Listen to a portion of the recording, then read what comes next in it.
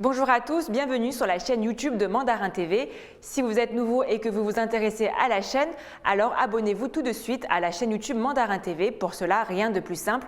Il vous suffit de cliquer sur le bouton s'abonner en bas de la vidéo à droite pour ne rien rater des actualités, reportages et documentaires.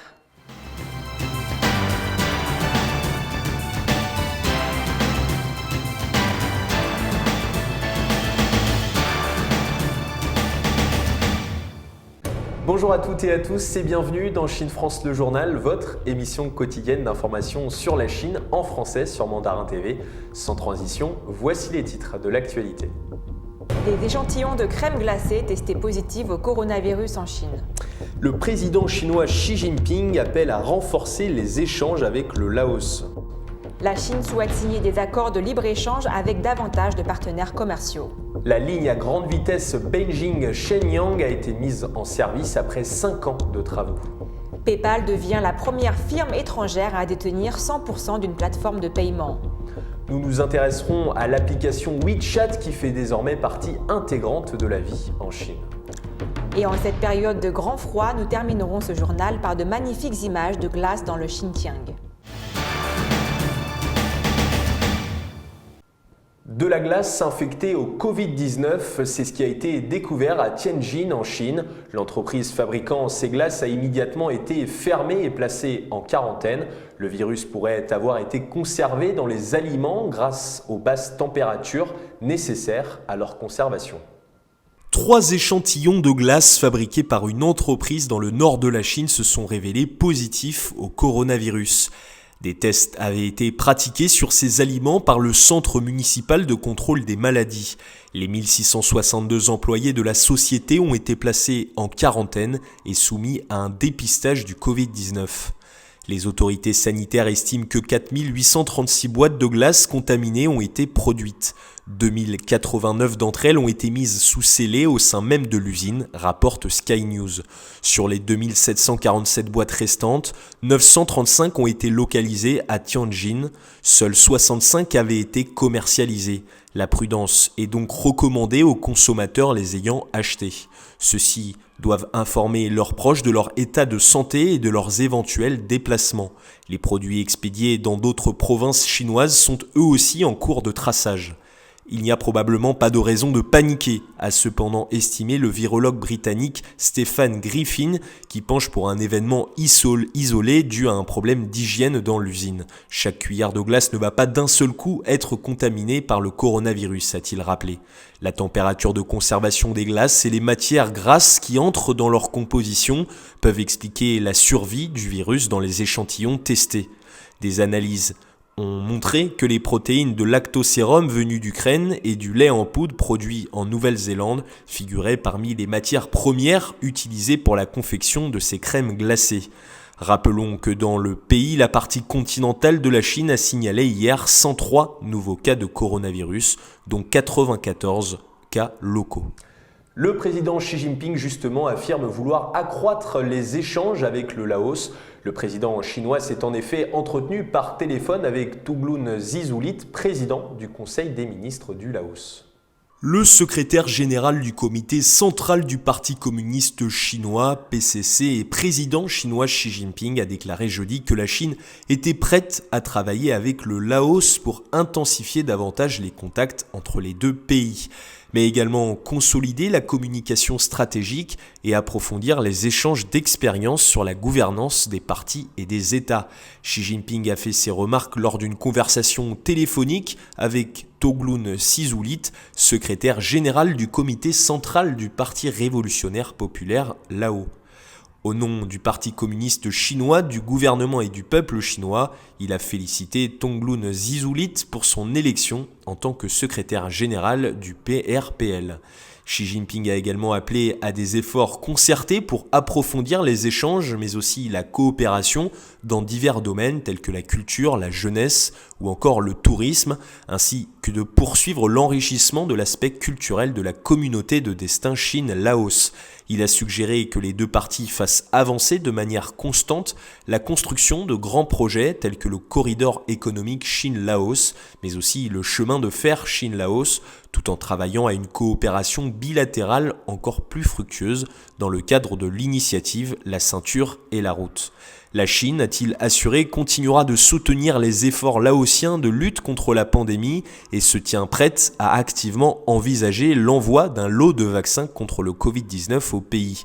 Pour sa part, Touglun Zizoulit a exprimé sa profonde gratitude à Xi Jinping pour s'être entretenu avec lui par téléphone peu après le succès du 11e congrès du PRPL, déclarant que cela démontrait pleinement la grande importance qu'accordait Xi Jinping aux relations Laos-Chine, ainsi que le lien profond et l'amitié traditionnelle entre les deux parties, des deux pays et des deux peuples. Au cours de la conversation, Xi Jinping et Touglun Zizoulit ont annoncé conjointement le lancement officiel du programme de l'année de l'amitié Chine-Laos, qui comprendra une série de célébrations visant à renforcer le soutien du public à l'amitié entre la Chine et le Laos. La Chine souhaite également signer des accords de libre-échange avec plus de partenaires pour la libéralisation et la facilitation du commerce et des investissements, selon le ministère chinois du Commerce. La Chine est prête à signer des accords de libre-échange avec plus de partenaires pour la libéralisation et la facilitation du commerce et des investissements, a déclaré jeudi le ministère du Commerce. Le pays continuera d'élargir la portée de son réseau de libre-échange et de renforcer le niveau des accords de libre-échange afin d'améliorer efficacement la connectivité entre les marchés intérieurs et extérieurs et mieux capitaliser sur les ressources des deux marchés. C'est ce qu'a indiqué Gao Feng, porte-parole du ministère, lors d'une conférence de presse. Selon lui, le pays accélérera les négociations sur l'accord de libre-échange Chine-Japon-République de Corée et facilitera également les négociations de l'accord de libre-échange entre la Chine et le Conseil de coopération du Golfe, mais aussi entre la Chine et la Norvège et enfin entre la Chine et l'Israël. La Chine adopte donc une attitude positive envers l'idée de rejoindre l'accord de partenariat transpacifique global et progressiste. La Chine explorera également activement des règles de libre-échange qui sont non seulement en conformité avec les règles internationales en vigueur, mais aussi répondent aux exigences de la réforme et du développement du pays afin de s'ouvrir davantage à un niveau plus élevé. Selon lui, le pays augmentera encore la proportion de marchandises avec un droit de douane nul pour le commerce, facilitera l'accès au marché pour le commerce et l'investissement dans le domaine des services et participera activement aux négociations sur les règles commerciales dans de nouveaux domaines tels que l'économie numérique ou encore la protection de l'environnement. Un nouveau chemin de fer à grande vitesse Beijing-Shenyang a été mis en service vendredi. La construction de cette ligne avait commencé il y a 5 ans, une ligne immense qui s'étend sur près de 700 km. Les détails de cette prouesse dans ce reportage. Le chemin de fer à grande vitesse Beijing-Shenyang a finalement été mis en service vendredi après avoir été en construction pendant plus de 5 ans. Il applique certaines des innovations technologiques les plus avant-gardistes de la Chine et accélérera les déplacements entre la capitale chinoise et le nord-est du pays. Le train le plus rapide de Chine, le Fuxing, est maintenant prêt à faire ses débuts dans le nord-est glacé de la Chine. Le chemin de fer Beijing-Shenyang est la dernière section à être achevée le long du corridor à grande vitesse du nord-est de la Chine. C'est aussi un élément clé d'un plan ferroviaire national appelé 4 verticales et 4 horizontales. Assurer un voyage rapide et confortable dans des conditions glacées avec des vitesses de pointe atteignant 350 km à l'heure a été un défi pour les ingénieurs. La ligne à grande vitesse Beijing-Shenyang s'étend sur près de 700 km et offre maintenant l'accès le plus rapide en train au nord-est de la Chine, une fois la base industrielle lourde du pays en raison de ses riches ressources naturelles telles que le pétrole, le charbon et le bois d'œuvre. Le projet a pris 6 ans du début à la fin, obligeant les cheminots à surmonter de grands obstacles techniques. Les travaux sur la nouvelle ligne ont également aidé la Chine à tester les eaux pour des innovations sur de futurs projets ferroviaires à grande vitesse. Depuis 2018, un total de 29 expériences ont été menées le long de la ligne et une série d'étapes ont été franchies. La Covid-19 a posé une série de défis au projet. du manque de personnel aux perturbations des chaînes d'approvisionnement en matières premières. Mais avec l'un des plus grands projets ferroviaires à grande vitesse depuis des années enfin terminé, les fonctionnaires disent que la Chine peut continuer à développer son réseau national à un rythme effréné. Bonne nouvelle pour PayPal, le groupe devient la première firme étrangère à détenir 100% d'une plateforme de paiement en Chine. En effet, PayPal a finalisé l'acquisition du chinois GoPay. Le 31 décembre 2020, PayPal finalisait le rachat des 30% qui lui manquaient au capital du chinois GoPay. Si les détails de cette acquisition et notamment ses modalités financières n'ont pas été dévoilés par le groupe américain, ce coup de filet final permet à PayPal d'être la première firme étrangère propriétaire à 100% d'une plateforme de paiement en Chine.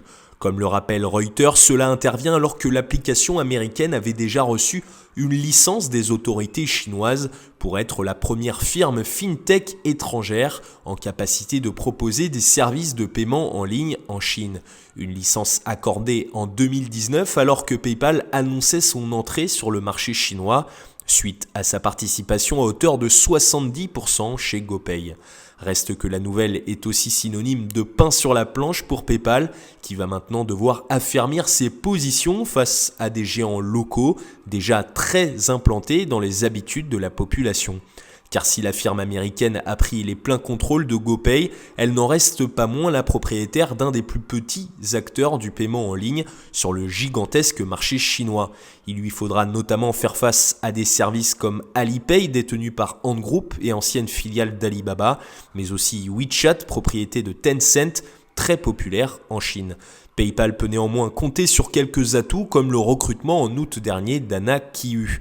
La femme d'affaires ancienne cadre de One Connect, filiale de Ping An Group, s'est vue confier la responsabilité de mettre en œuvre une stratégie à long terme en Chine. Le projet de PayPal en Chine pourrait par ailleurs prendre à contre-pied ses concurrents les plus imposants. Lors de l'annonce de ses résultats pour l'année 2019, le groupe indiquait notamment avoir pour projet de se concentrer sur les solutions de paiement transfrontaliers pour les commerçants et consommateurs chinois. L'idée est notamment de relier l'écosystème commercial de la Chine au réseau mondial de PayPal, note Reuters. Sur ce terrain, PayPal devra par contre faire face à des startups chinoises qui, elles aussi, visent ce secteur d'activité, comme X-Transfer. Et restons dans la technologie, la société WeChat affirme que l'application est devenue indispensable à la Chine. La populaire application de messagerie instantanée Tencent connaît en effet une croissance importante du nombre d'utilisateurs alors qu'elle a célébré son 10e anniversaire cette année. WeChat, la plus populaire application de messagerie instantanée de Tencent, devient de plus en plus un élément indispensable de la vie quotidienne en Chine. C'est ce qu'a déclaré la société lors d'un événement organisé le 19 janvier.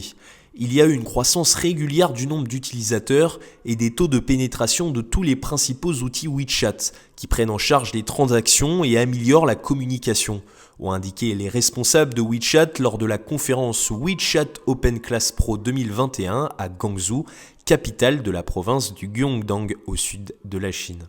L'événement, la conférence phare de Tencent pour les partenaires commerciaux et les développeurs, a été pour la première fois menée entièrement via une diffusion en direct. Officiellement lancé en janvier 2011, WeChat a célébré son 10e anniversaire cette année et compte plus d'1,2 milliard d'utilisateurs actifs par mois. Yon WeChat Mini Programme, un écosystème d'applications mobiles intégré à WeChat. Ses utilisateurs actifs quotidiens ont atteint 400 millions l'année dernière. Les transactions via les mini-programmes ont doublé, passant de 800 milliards de yuan, soit 123,2 milliards de dollars environ, en 2019, grâce à un certain nombre d'industries allant de la vente au détail, au transport et à l'assémage de voyages vers le canal qui prend en charge le paiement. À la fin de 2020, plus de 100 millions d'utilisateurs ont déclaré avoir effectué au moins un achat via des mini-programmes. Cela a permis au nombre de mini-programmes utilisés par habitant d'augmenter de 25% par rapport au niveau de 2019. La valeur en moyenne des transactions de chaque utilisateur augmentant de près de 2 tiers. Les mini-programmes ont également assumé la responsabilité de la prévention et du contrôle du Covid-19 en Chine. Plus de 800 millions de personnes ont utilisé un mini-programme officiel du Code de santé pour vérifier leur état de santé lorsqu'elles entrent dans les lieux publics, tandis que quelques 550 millions ont déclaré avoir utilisé une autre carte de voyage numérique dans le programme qui donne un aperçu de leur itinéraire par exemple au cours des 2 dernières semaines. Dans le même temps, un programme permettant le paiement en ligne des assurances sociales a aidé plus de 160 millions de personnes qui n'ont plus eu besoin de se rendre dans les bureaux physiques. Et nous avons commencé ce journal par la glace, terminons toujours par la glace. En cette période de grand froid, terminons ce journal par de magnifiques images de glace dans le Xinjiang, des images de bout du monde. En effet, un rare paysage de glace bleue a été aperçu dans ce réservoir. Les amas de glace s'étendent sur le bleu de la mer, ressemblant à s'y méprendre à une carte de l'océan.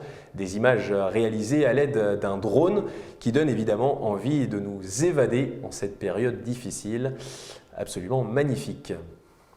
C'est la fin de votre journal. Merci à tous de nous avoir suivis. Retrouvez toutes nos vidéos sur notre site internet www.mandarintv.fr ou sur notre chaîne YouTube Mandarin TV. Très belle soirée ou très belle journée sur Mandarin TV.